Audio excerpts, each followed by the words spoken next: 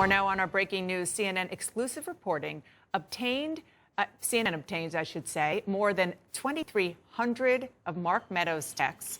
He communicates with members of the Trump family, from Ivanka to Don Jr., White House officials, Rudy Giuliani, and more than 40 current and former Republican lawmakers. CNN special correspondent Jamie Gangel is back with me, and also joining the conversation, CNN's MJ Lee and Ryan Nobles. So, Jamie, you showed us at the beginning of the show texts from Republican lawmakers, and as I said, even some family members telling Mark Meadows he needed to convince the president to do something.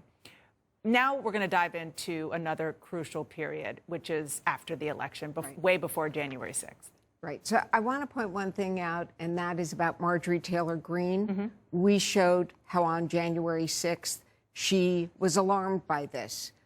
I just want people to go to CNN.com. They will see her other texts there, including one on January 17th, where she is calling for the president to invoke martial law. Right. This is something, as our colleague Marshall Cohen, who's been covering the trial, has pointed out, she doesn't remember.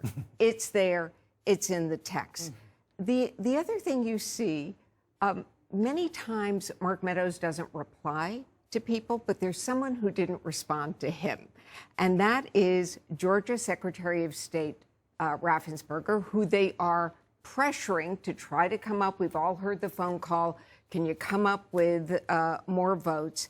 And I'll read you two more. This is on November 19th. They're pressuring Georgia, Mark Meadows, to Raffensperger, quote, "Mr. Secretary, Mark Meadows here. If you could give me a brief call at your convenience, thank you." Then on the 5th, "Mr. Secretary, can you call the White House switchboard? Your voicemail is full." My understanding from looking at the reporting is Raffensperger did not respond. We don't see it in the text there.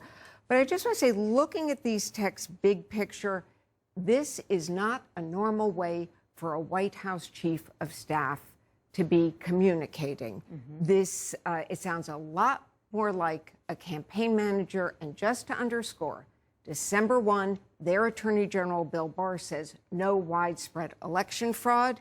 They keep going. And let's be clear, it was a conversation that Mark Meadows wanted to have, that President Trump eventually did have, in order to get the Georgia Republicans to find Donald Trump more votes in order to overturn the Georgia election. That's right. And, you know, it's so just incredible, the sheer volume of the text messages that you now have access to and the public can now see. It is just incredible to see that even the people who were closest to Donald Trump, some of his most fervent supporters, the idea that at some moments these people, even as they were throwing around these conspiracy theories and trying to figure out, is there some way that we can sell the public on this idea that this election was rigged, that it was fraudulent, there are moments where you see real doubt sort of creep in as these people are having these conversations. I think so many people that tune into coverage about January 6th and the election,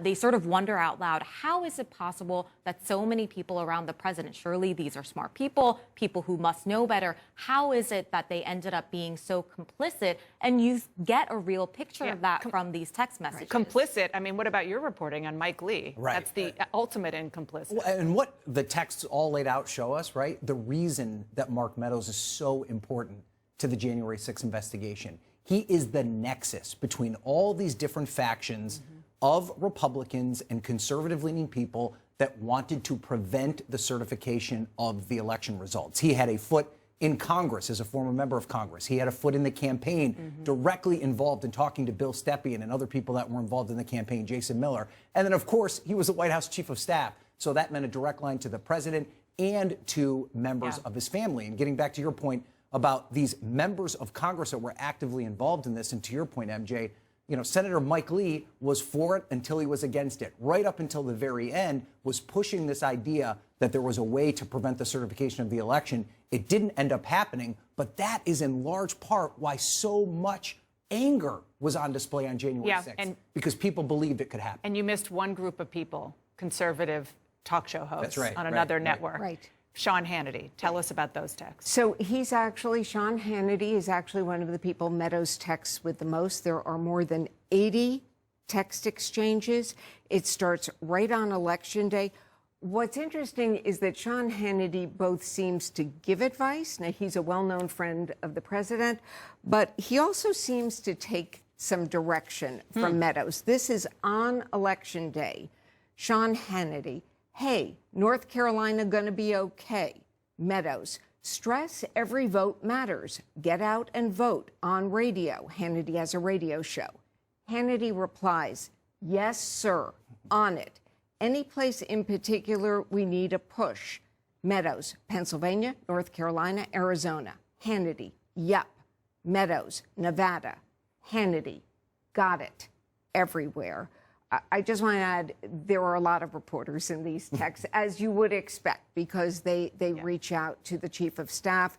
There are other Fox hosts. There are CNN reporters, reporters from the New York Times, Washington Post, ABC, NBC. But there is nothing like these texts between Let's Sean be clear. Hannity That and is Meadows. not normal. That is not normal for people who don't know how we communicate. It is not normal for somebody who works for a purported news organization, despite the fact that he is clearly not a journalist and doesn't even really purport to be.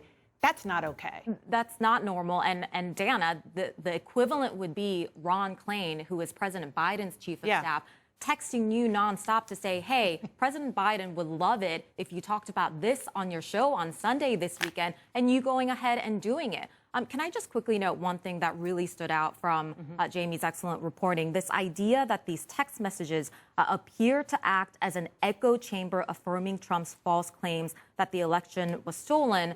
I just think that someone like Mark Meadows was being constantly inundated, as these text messages show, even at moments when he had doubts about the strategic, whether it was a good strategy, whether this was worth doing. He's just getting bombarded over and over again by people around the to your president. point, what's interesting about that, even though he does seem to be kind of the repository for all the crazy ideas that everyone in the conservative ecosphere had as it related to this, at no point does he ever push back and say, this is a bad idea. Correct. He talks about it maybe from a strategy standpoint. I don't know if that's the best course of action that we should take. But at no point does Mark Meadows stand up as a leader, as one of the most powerful people in the country at that time, and say, no, there's no there there. We need to move on. We need to transition. We need to figure out the next steps. He fully is complicit in all of this from the very start. No, it's so important. Such fantastic reporting.